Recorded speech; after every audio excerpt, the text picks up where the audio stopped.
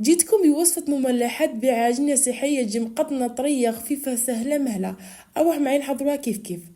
الوصفة عندنا كأس حليب دافئ، بيضة، ملعقة كبيرة خميرة، ملعقة كبيرة سكر، نخلطه جيدا، نحطوها في البيتخا ولا بيديكم. نضيفو فارينة حتى تطمع معنا العجينة. أبغى كتل معنا العجينة نضيف له ربع كاس زيت، نخلطه جيدا. كي تولي بهذا القوام نخلوها تخمر نص ساعة ونوليها.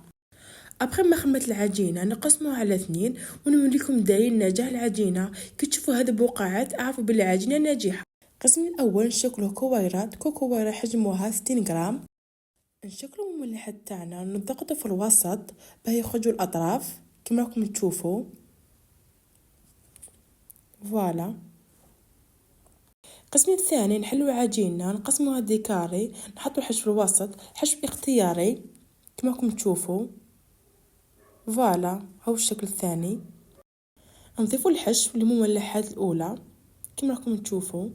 ابخي ندير المملحات تاعنا بصفار بيض، نديرهم في الفوق يطيبوا من تحت والفوق حتى يتحمروا وراهم موجودين معنا. جربوهم بصحتكم.